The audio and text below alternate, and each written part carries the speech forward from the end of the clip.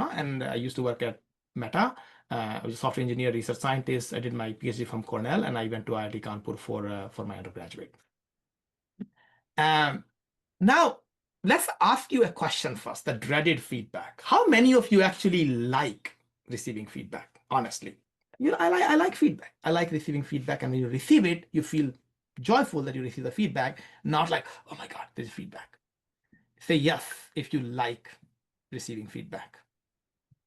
Or no if you don't like, you dread it, right? You like it. People like it. Yeah, that's awesome.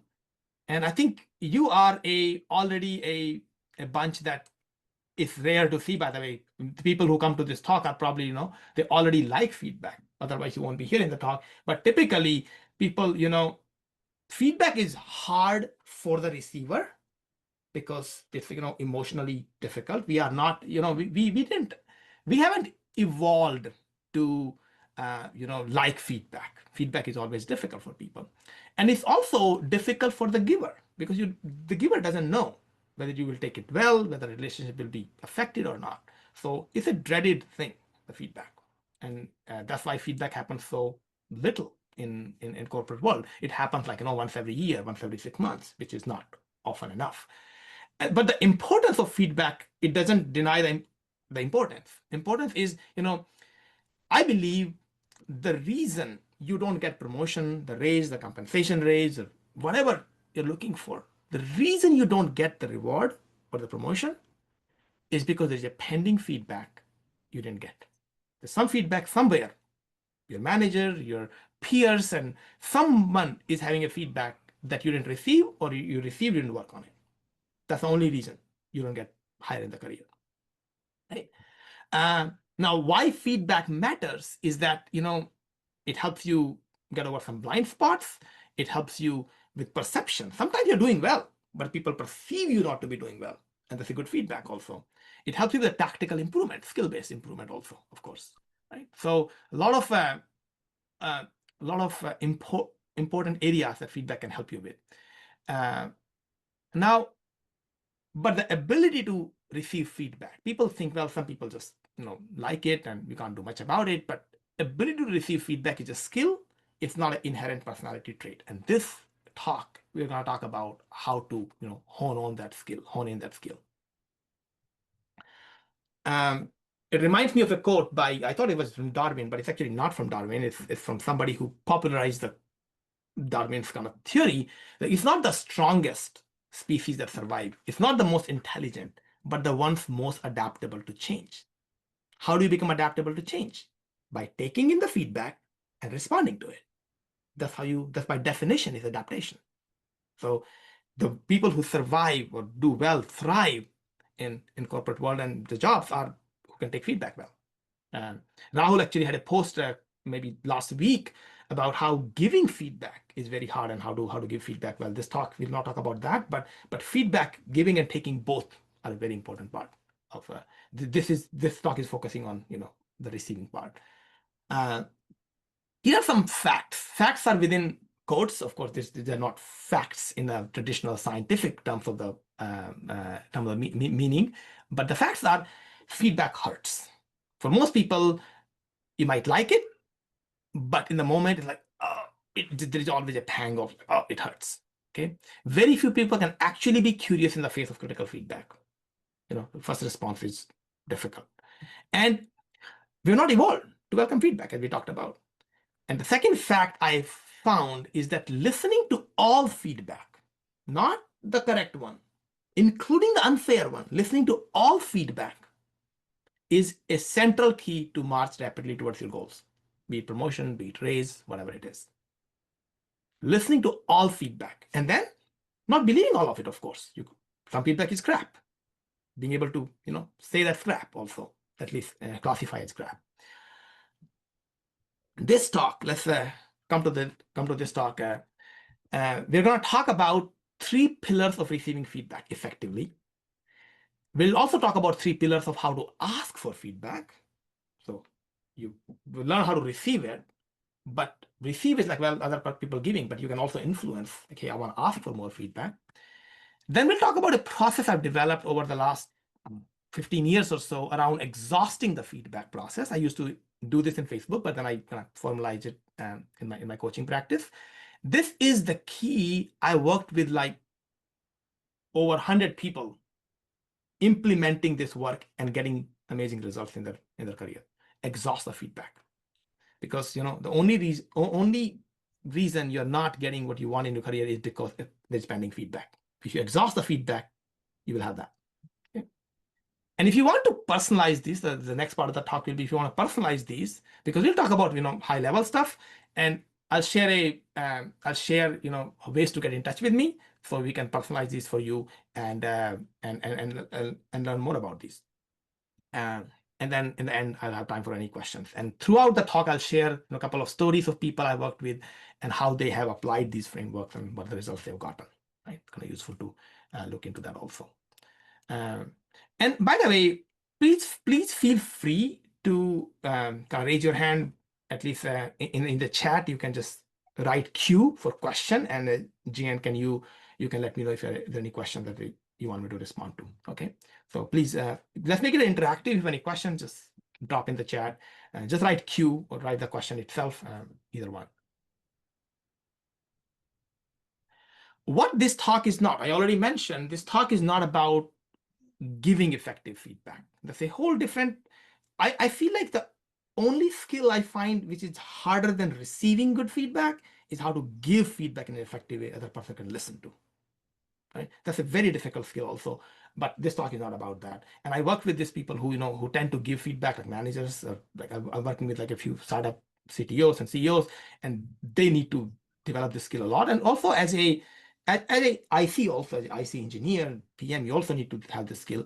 But this talk is not about that. If you're interested in that talk, by the way, drop a yes in the chat. And Jian, can you take a look at if you're interested? I can do this talk in a month or so. If Rahul is good with it and other people are good with it, then let's do that talk also. So drop a yes if you want that talk also. Okay, a couple of people saying yes, good.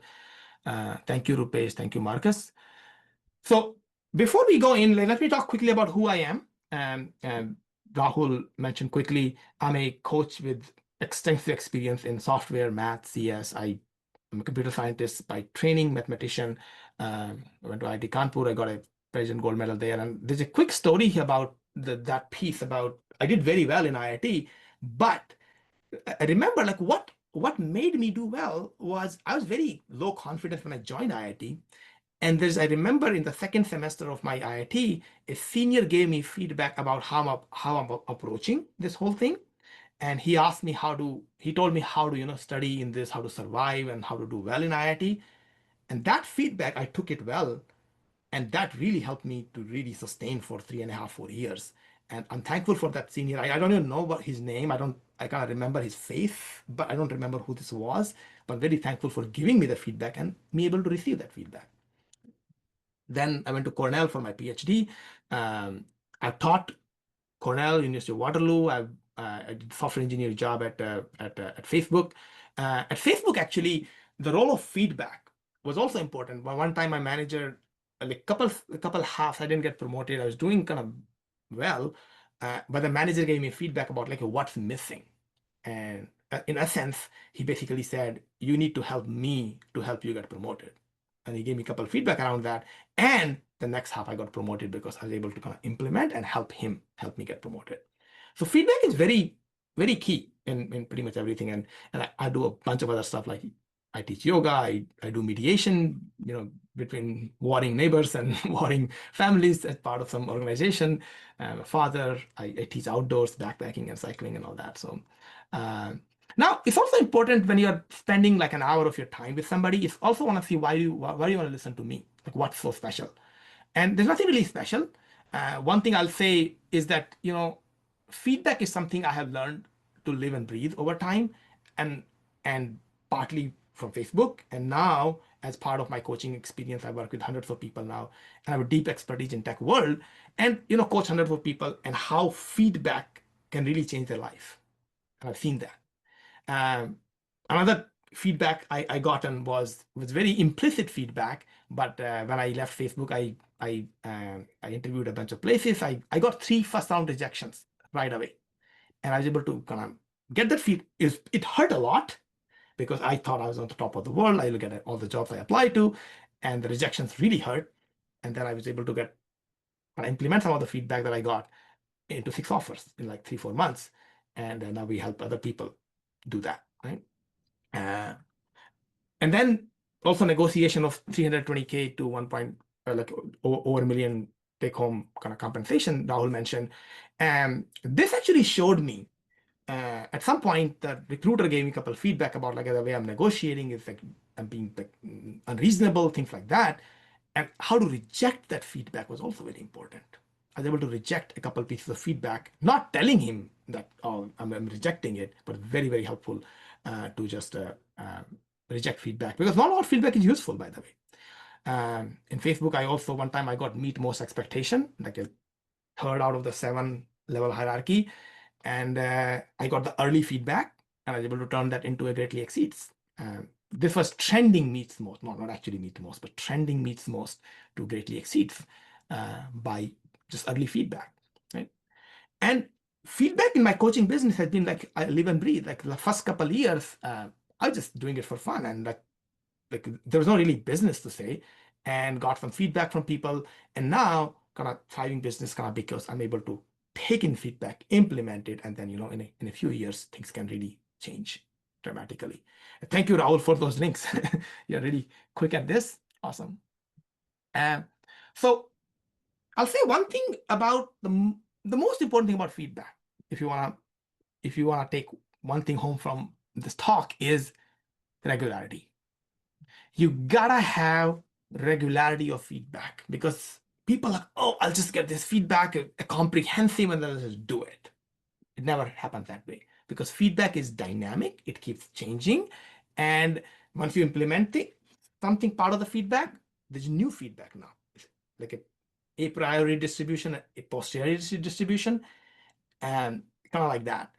And the atomicity or the rep count of how many times you're able to go through the feedback is what really matters in mastery of this. So 10,000 reps, people say 10,000 hours, but actually the more and more research kind of showing that you need 10,000 reps, not hours per se. Right? So feedback is very critical in improving. So again, how do we improve the regularity of this? And this is something that's very difficult for most people. It's very awkward to keep asking for feedback. What do we do? And so this is part of the work we do in coaching also. Like, hey, how do we make feedback very, very regular, right? Weekly, if not daily basis. Okay, so now, any questions so far? I'm gonna stop for a couple minutes. No, not couple minutes, couple moments, I would say. Any questions? No? Okay, good. So we talked about uh, the receiving feedback part. So here are the 3 pillars I find the key to receiving good feedback. Number 1, listening without defensiveness. I'll talk more about this. Second is deep work on the feedback, deep contemplation on the feedback, not responding yes or no either way, like with withholding judgment. And third thing is commit and communicate whatever you figure out in your deep contemplation. Let me go into these pillars. Listen, deep work, commit, and communicate. Listen. Listening is really with genuine curiosity. Tell me more, right? And especially when feedback is wrong. Because when feedback is wrong, you want to, no, that's not what I did. But the problem is feedback giving is very hard. If you stop people from giving feedback, they will just not give you anymore. It's hard. Relationship gets destroyed because of feedback. So a lot of times feedback, when you get a trustworthy source, can give you feedback that is like 50% right, likely. Like if somebody who doesn't know you very well, 20% right is gold. If actually a lot of feedback is wrong, but you have to pass through that dirt to get to the gold. So being able to say, feel gratitude, say thank you, right? Without judging the feedback. You can ask curious questions, tell me more about this, tell me, but no defensiveness there. Because if you have defensiveness, people won't give you feedback, period. They'll give you feedback in a formal context where they're allowed to give feedback, and they will really wreak havoc on your career at that point, because there is feedback, you're not willing to listen to it. So knowing a lot of time feedback is wrong and still listen to it. Thank you. And of course, step 2 and 3 will tell you how to deal with that, of course. How to do it is self-regulation is a key skill, because when something is wrong, somebody has a wrong opinion of us, we have a visceral reaction. No, this is not what I mean. Gotta self-regulate. Okay, it's okay. It's okay. It's okay. I've heard so much feedback that is crap. But you gotta listen to it without judging. A lot of times I think something is crap, but I tell me more. They tell me some instance. That makes sense. They're communicating it wrong, but there's something gold here anyway for me to dig. Right? And then communication and questioning skill is also very, very key in this, because it's like an interview skill for a podcaster. Keep digging without judging. The second part is deep work. Deep work is when feedback is given, you collected data, now it's for you to analyze the data. Is this kind of true, something about this? And look inside yourself. Is that part of the feedback true? Ideally, this should be a different session. And in the beginning, I would say just make it a different session. If you can't do it in the beginning while you're listening to feedback. Okay? Not to show anyone, it's for you. In privacy of your own home, your own office, privacy of your own mind, you do this work. How to do it is, the various things we work, like when we work for a longer term, like how to implement this, but weekly deep work, like weekly asking for feedback and also weekly deep work on what it means for me. Even though the feedback, the way it was communicated is wrong, but there's some truth to that. How do you judge feedback is crap? Vedant, this is the way you judge feedback is crap. Deep work. And this is something you gotta be honest with yourself, because a lot of times I've heard people in my coaching, when we do one-on-ones and go deep into this, like, oh, it's crap, manager saying this and that, and half an hour later we are helping them open up, like, oh, maybe there's some truth to that, is right? And that's the key in doing the deep work. Vedant, is there any, does it clarify? Yeah, that's right. Thank you. Yeah. And then commit and communicate. This is the piece that most people don't do. Like, decide on what you want to do based on feedback, or don't want to do. It's okay to decide that. And then communicate back. Thank people for giving you the opportunity to introspect on this. Feedback is not helpful. The words are not helpful, but what they do to your mind in your internally, that's very helpful. Okay? So, like, I'll give you an example of this client. I was what he had a hard time. He was working at Google, and he had a really hard time with all three, actually. Like, he not able to listen to feedback because he was stagnant in the career, and the manager was not helping him grow, and manager was giving him some feedback, but he just kept focusing on that he's not growing. Then deep work, of course, they're not listening to feedback, so deep work is useless. No deep work on the feedback. And of course, he believed he's contributing value, he's creating value, a lot of that he was, but there were some small fringes that needed to be worked on, and he couldn't do it, and the career became stagnant as a result of that. Yeah. Now let me just, like, this person, we worked on with him for like a few months, and he was able to move from Google to Nvidia and change companies.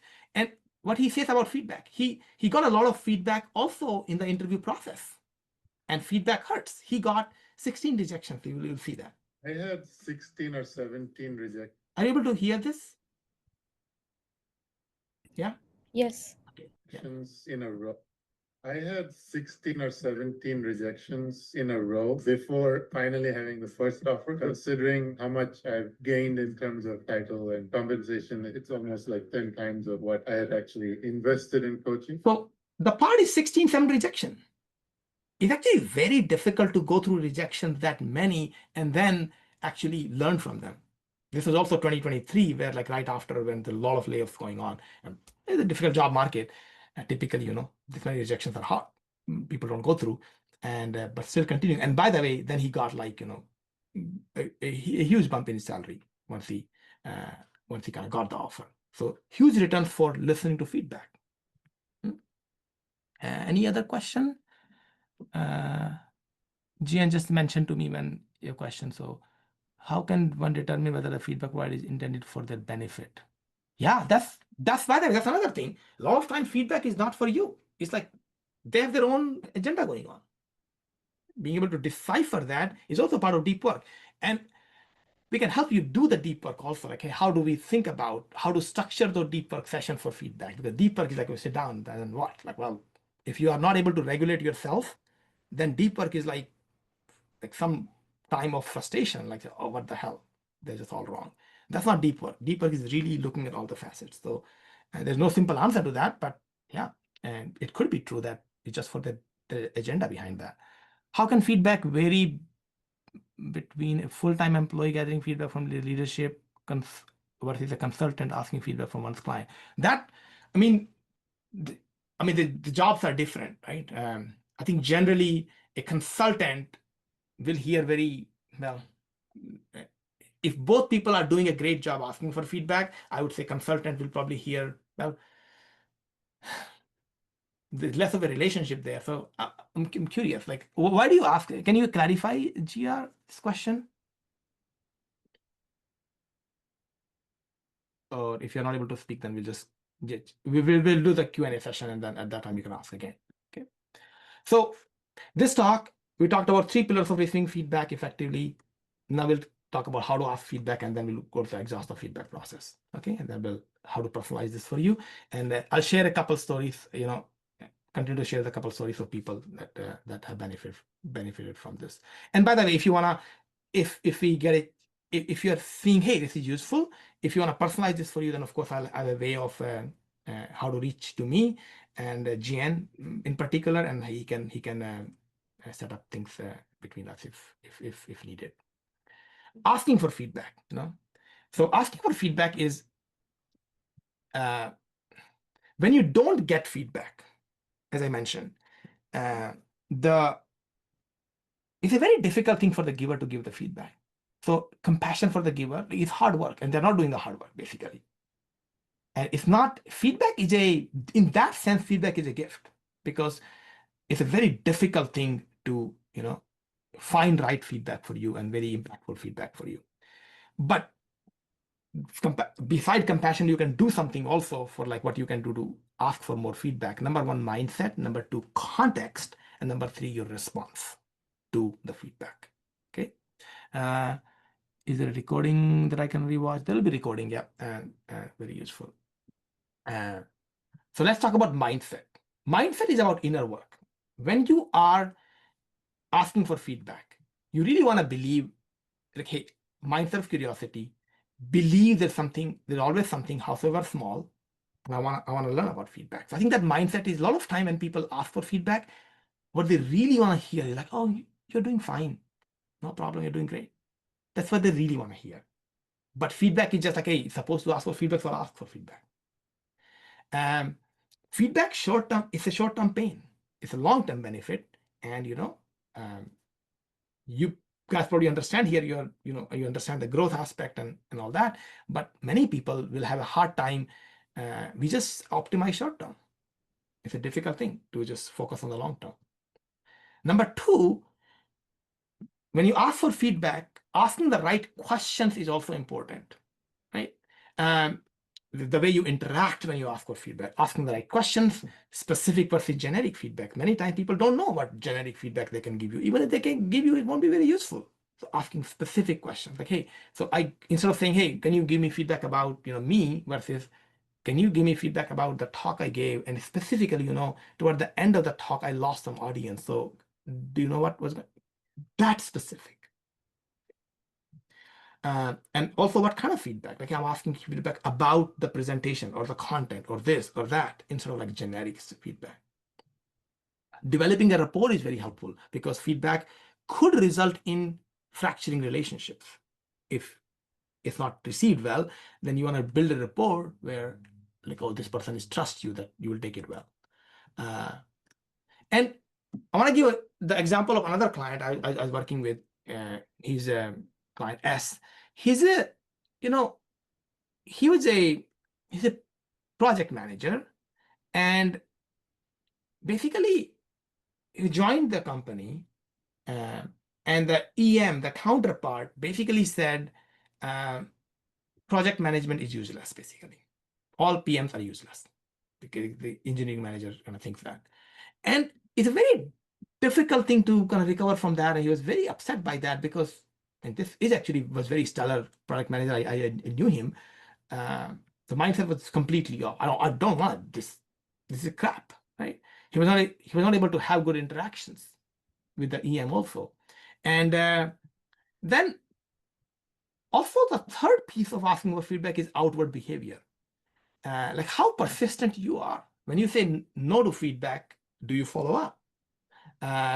Your body language, your response influence whether you get more feedback or not. If you're open, you'll receive more in the future. If you're not, you won't.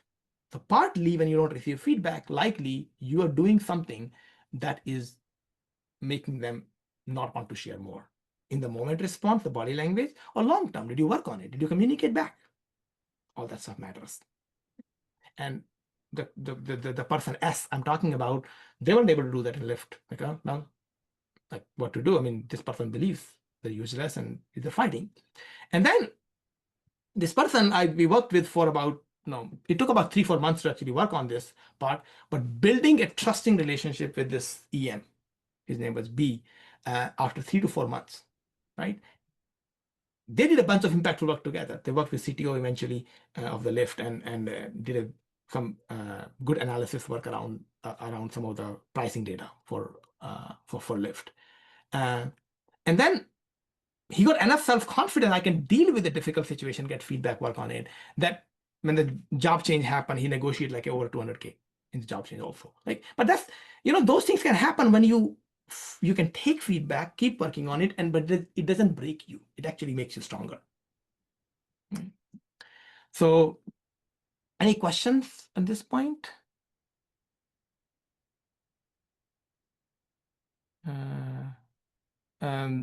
Gian, let me know if there are any questions, okay? I think SA has a long comment, but you can read. And by the way, in terms of like putting it all together, so we talked about receiving feedback, we talked about asking for feedback. Now let's put it all together, right? And this is the exhaustive feedback process, right?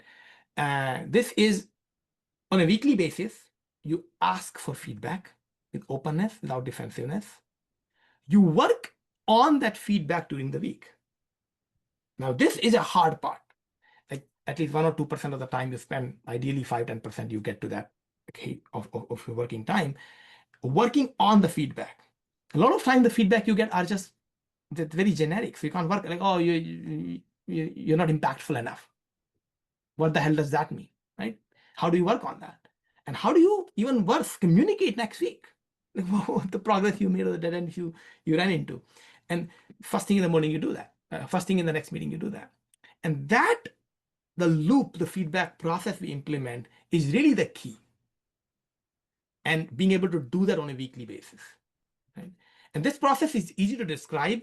It's a very hard process to actually implement practically and emotionally, especially with a manager. Like sometimes you have developed a contentious relationship with a manager, it becomes very hard to actually do that.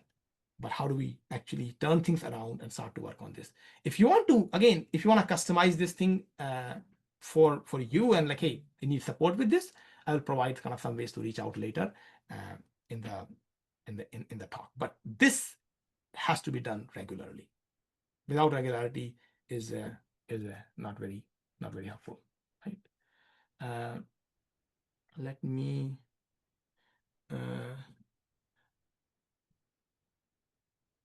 SA, I'll give you a chance to kind of toward the end to ask question. So you can ask this question. It's a little bit long to kind of process right now. Thank you for the question though. So I think that's, yeah. And then, oh yeah. So in terms of how to customize it for you, right? I'm happy to hop on a call with people here. I mean, you guys are kind of Taro. Many of them are probably come through Taro. But we need to qualify, like, hey, if your situation would benefit from our call, and hey, I can suggest a few things for you to save your time and hours. So what we'll do is we'll reach out to my EA executive assistant, Gian. It's an email, it's a WhatsApp. scan this QR code, send a message like mention, hey, Taro, talk on feedback, and we'll get back to you. I'm happy to kind of schedule something for you. And just one thing is sure that if you have the call, then we'll make it the most impactful call for you. Like, hey, how do we make it impactful? 30 to 60 minutes of like, hey, this is really helpful to help you get into this. But before, we also want to talk about how to make this feedback process easy. Like we're talking about a lot of difficult stuff, like emotionally difficult, tactically also difficult. And we'll talk about a few slides here, making it, one thing is not making it a big deal. How do we make feedback kind of part of the general, kind of part of the process, day-to-day life, and how to make it less triggering? How to do that? Let's talk about those. So making it easy. What we want to do is to make feedback normal. How to normalize feedback. So integrating feedback into normal conversations. You can start doing this with, with people around you in personal relationships. Could be with colleagues, just light feedback, making it engaging in atomic or the small feedback. And also making it easy. You can also make it easy using tools, right? Use tools and technologies, but don't hide behind the tools and technologies. Many people are like, oh, I'll just send an email to them to ask for feedback, but they really are uncomfortable having face-to-face conversation. That's not a good way to ask for feedback. Feedback is usually happens face-to-face, synchronous communication.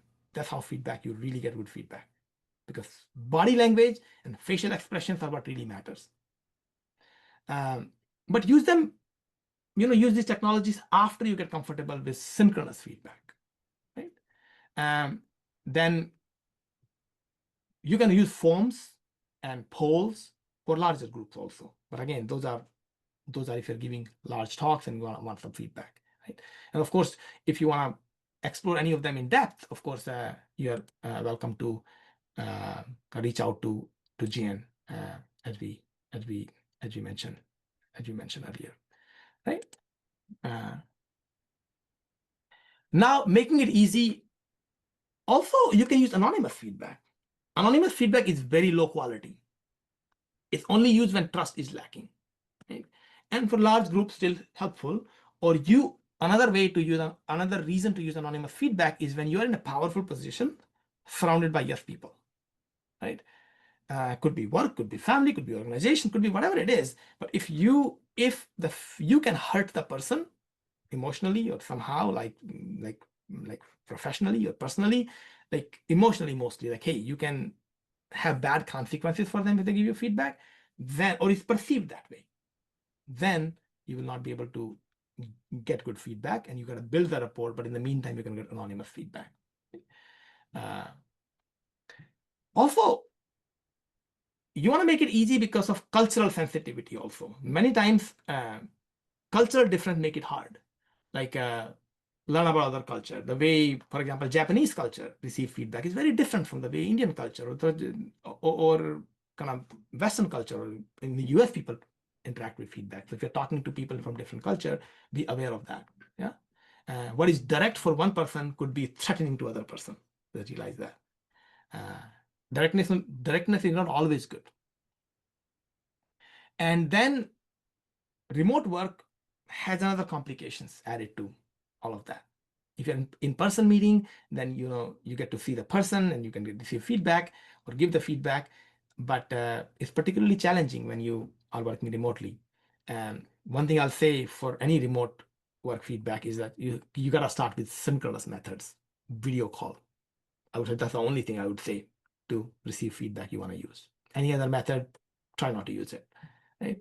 And other method you can use only after you build the trust over the video calls, right? And again, for implementing all of this in an effective way, a lot of customization is needed. Of course, I'm happy to help you if you take just reach out to Gian. And then he needs to qualify and all that, but we can hop on a call also. Yeah. So I'll give the benefit of actually working on feedback, right? I give my own case study. Like early feedback in Meta I mentioned, I went from meet most to greatly exceed. That's like a 3-level jump in ratings, and probably, I don't know, 50K salary bump change also, because even the percent of what you had bonus is kind of that kind of money. So it's very useful. Helping manager get me promoted. We talked about that earlier. Not taking feedback also is important. Not take all the feedback at face value. For example, recruiter told me in Uber negotiation at 550K, when going from 320 to a million, at 550K, he told me, this is the max any engineer gets paid in Uber. This is the max any engineer gets paid in Uber. Of course, he was wrong, right? But like, just not believing that also is important. And he actually asked me, like, who do you think you are to ask things like that? Like, well, to at this point not accept the offer. And be gentle with people, be not really, get into contentious stuff, but like be able to reject feedback without rejecting the person. In coaching, I've seen lack of feedback in the beginning, and then how feedback helped, build a coaching business, and which I get to, do what I want to do now in my life. And also, just take, this is a picture of like in the middle of the day. One time my daughter was like, hey, I want to go to the park in the middle of the day. So let's go there. Instead of like, so being able to kind of, adjust kind of lifestyle in a way that really you want to live your values. And feedback can really help you to kind of make progress towards that, because anything you want to get, what's keeping you from there is pending feedback. And you got to seek that, you got to work on it when you get it, and you got to clarify this. And of course, this works for other areas: family, parenting, health, all kinds of things. So any questions? Marcus says, how do you continue to get good feedback? I feel like my feedback from colleague got more generic the longer relationship I've had with the team. Yeah, that's the questioning thing we talked about. You want to ask questions, specific questions about specific, like the questions have to be specific instead of like the answer have to be specific, right? And we can talk more in the Q&A time also. So what we have covered so far is 3 pillars of receiving feedback effectively: how to ask for feedback, exhaust the feedback process, and if you want to personalize these, then ways to get in touch with me. We talked about that, and we'll talk about questions now. But if you want to make it work for you, right? Like we talked about high level, scratch the surface, and how we can apply to your situation. And that's the feedback piece, which is really hard. Like, how do we model feedback? In coaching practice, I do this exercise called complain to the coach. And like people complain to me, give me feedback, and I model how to take feedback about my coaching, a specific situation. And probably 80% of people have never given feedback to someone to their face and them taking it well. They just have never experienced that before. They don't think it's possible. Sometimes it takes me like hours of this work to actually get to a point where they can even tell me some feedback, because they're afraid it will fracture the relationship. They just don't know how to do that. And we work on that. So how do we apply to your situation? What's blocking you? Again, we'll do 30 to 60-minute personalization call with one of us. And most important call you take this year if you do this. And just reach out to Jane if you want to. But if this is good for you, this talk is good, helping you, that's great. Don't need to reach out. What we could not cover in this talk, I want to just quickly mention also. So practice is to inculcate curiosity mindset towards feedback. That's something, it's one thing to say, be curious. When emotionally you feel triggered, it's a completely another thing. It has taken me years of work to be really open to feedback. And the hardest feedback I get nowadays is from my wife, because that one hurts a lot.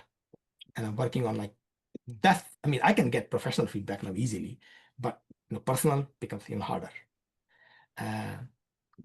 One thing we did not cover was another thing we did not cover was how to amplify the feedback by self-feedback. How do you work on how to give feedback to yourself? Not, some people are just critical. They just give all kinds of feedback to themselves without believing any of that, or believing too much of that. Or some people just are arrogant. It's a really distilling what's good feedback for you, what's not. And some practices to do that. We didn't talk about also how to make feedback give and take. Like one of the hard things you do is when you are not, let's say, growing, giving feedback to the manager for your growth. Just a hint is a hard thing to do. You're giving feedback to a superior about how they're not helping you, right?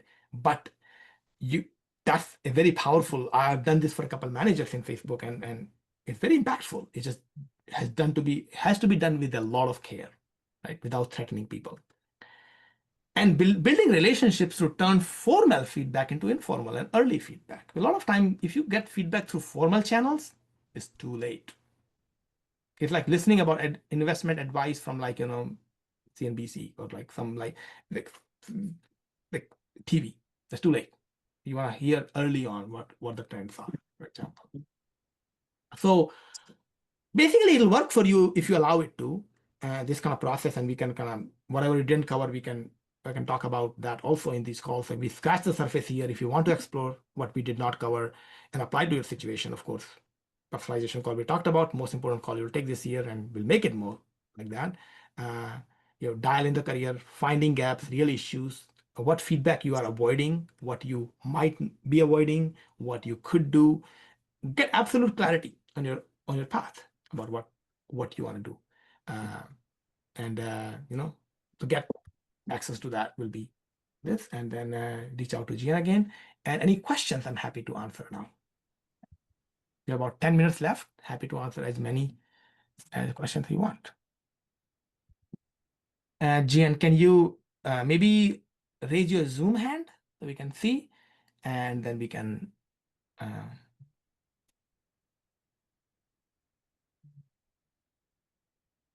If there are no questions, then, well, we can end early also.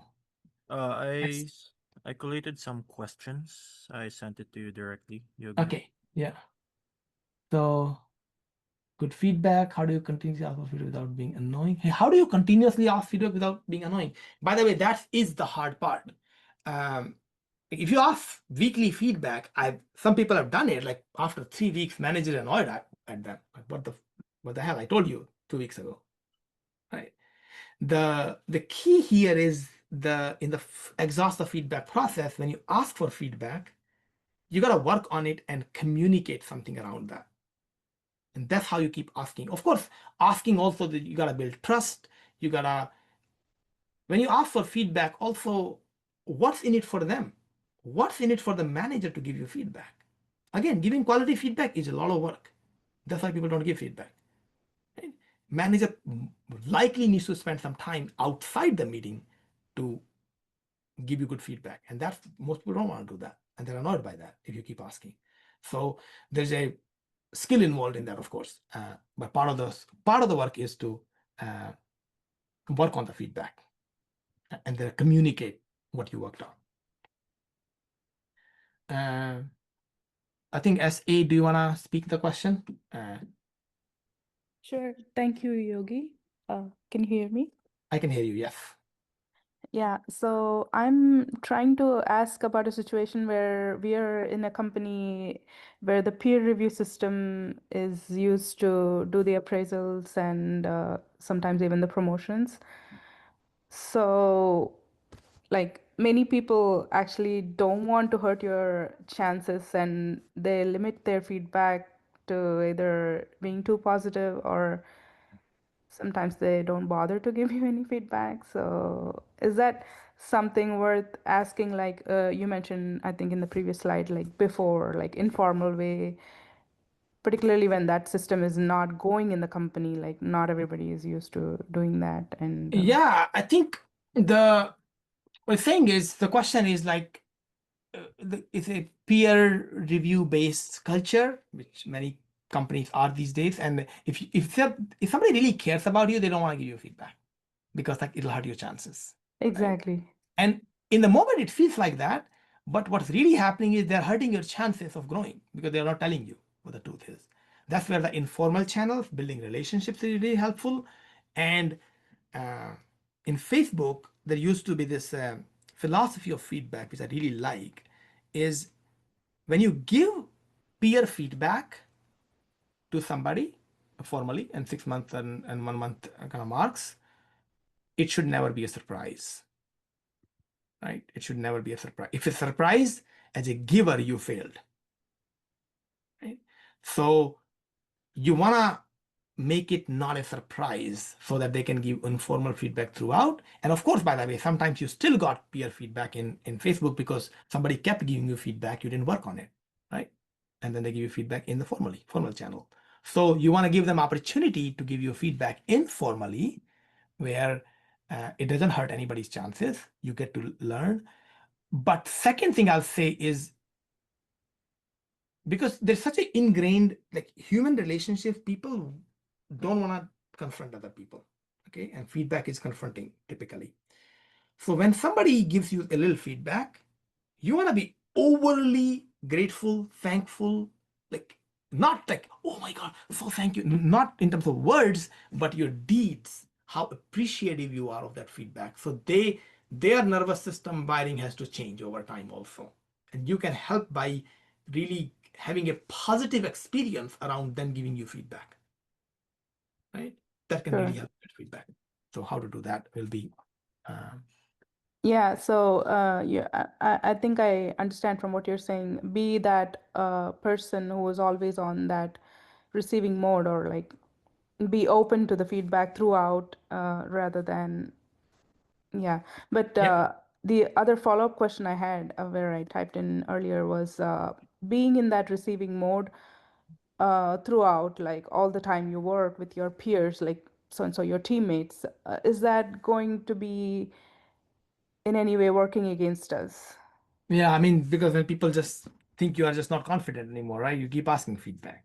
Might be, because it depends on the culture also. Some places do have that where everybody asks for feedback, but some places don't. So Yeah. maybe in that place, yeah. I mean, there's a lot more depth to go in. This is around mindset work, right? This is like, how do you, like, if you, likely what happens is that the way you think of feedback is being reflected by other people also. And this is kind of deeper mindset work. I don't think I'll expect you to believe this, what I'm saying right now. But like, something needs to change for you about how you view feedback, not what they are viewing as feedback. And that's, it's a some practices around mindfulness, practices around connection with people, practices around, and we can happy to talk again. I think this is probably you're getting into the depth of that kind of work. Happy to kind of talk more if that'll be helpful. What's your Sure, name? sure. SA? Is that Sahitya? Sahitya? Yeah, Sahitya. Yeah. You can message GN, and I'm happy to see if this is something will be can go into depth. Sure, yeah. Thank you, Yogi. Thanks But so much but for your having me. concerns are very legit, by the way. If you keep asking for feedback, if your mindset is around like mm, the company's culture can hurt you also. Yes, absolutely. And Facebook culture was like that when I was asking people for feedback, but I found a few people who was still able to ask and get improvement without needing to hurt my chances. Yeah, it's really lucky to be in a place like that. But like I have seen, like in places where I worked in a place like where all the time that is not considered very welcoming. So Yeah. yeah. So Yeah, anyway, happy to talk more. Yeah, just reach out. yeah. Yeah. Thank you, Yogi. Any other questions? Gian, did I answer everything, or was there any other? There's one from GR. GR, do you wanna say the question, because it'll be useful for you to verbalize it? Yeah. Hey. So this is kind of adding more context to my previous question about feedback for a consultant versus feedback for a full-time employee. So what I've noticed was I worked as both, as a consultant or as a full-timer. My observation is not many clients are invested in giving feedback to consultants. They just want to keep it like really binary or non-committal or just straight up escalate. Whereas on a full-timer scenario, people are more willing to or more invested to work with you regarding any feedback and stuff. So, I mean, it could be person dependent, but how can, like, are there different strategies for someone to gather feedback as a consultant? Yeah, I can totally see that. Like basically, as a consultant, you don't have a long-term relationship, and there's a, you know, in longer-term relationship, like when you give feedback, like things can fracture, but you can rebuild things. As a consultant, like, well, why just bother? Because feedback giving is hard. Think about it, and they're not invested into that, right? So I guess one thing I will think about from a consulting perspective is, as a consultant, if you can build relationship informally with people, like outside of work, like and I mean, consulting is like typically you go out for meals and all that, but even that is very formal for consulting.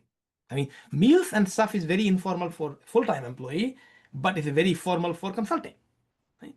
So other ways of building informal relationship, and I think sharing your vulnerabilities. I think sharing vulnerabilities is one way I find to build trust with people.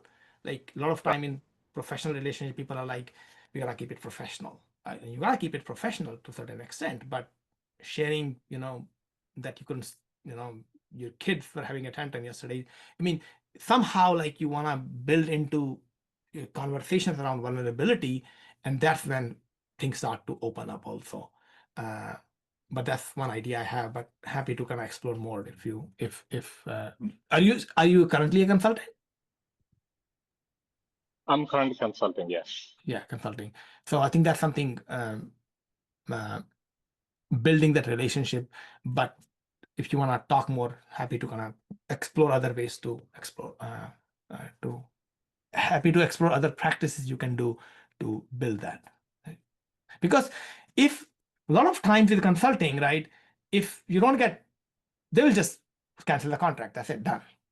And you don't get the feedback. But if you get the feedback, you actually have a lot more chance of renewing and continuing the contract. People want to work with other people who they like. And everything else we rationalize. We first decide what we like, we make a decision, and then of course we give a lot of reasons for why people like working with you. So if you are receiving feedback, they feel listened, they will continue to work with you more and more. So there's a lot of benefit to that. Like around renewals, you get a lot of renewals if you are able to get to the bottom of feedback. Thank you so much. All right, we are at the time. I can take one more question if just give me one. Do I have anything after this? I can take one more question if there is any. Otherwise, we can be done now. Hey, Marcus, the last question. Yes. I was curious. I asked the question previously about kind of when you have been at a company for some time and you want feedback from colleagues that you have been working for, with for like a year or two. My experience has been that, feedback gets more generic over time, and not necessarily that it's bad, but how can you kind of continue to get the useful feedback and like I previously also said, without being annoying, because you don't want it to be this additional overhead that you're the one who always create extra work. Of course, you need to follow through and show that you take the feedback to heart, but how can I get a good signal? That one. So basically, feedback is useful only when it's actionable. Okay, if something is not actionable, you wanna basically this number two, work at that feedback during the week. If you get a feedback that is not actionable in 1 week, you want to ask yourself how to make it actionable. If you can't, you want to seek their help in making it actionable. You want to be vulnerable. Okay, I believe you what you're saying. I trust you and believe you, but I'm having a hard time like understanding what can I do in the next, kind of incoming days and weeks and months. Can you help me sort through that if you don't mind? But again, the tonality is very important. The tonality I use versus, well, you know what? I don't know what to do about this. Can you make me like, what can I do in the next 1 week about this? And same words, different tonality they'll get close versus open. So tonality here is very important. the way you talk about feedback. Right? And happy to talk more here if that's helpful. All right. Thank you, everybody, for your time, attention, here. And I'll see you another time. Okay. Take care. Bye-bye.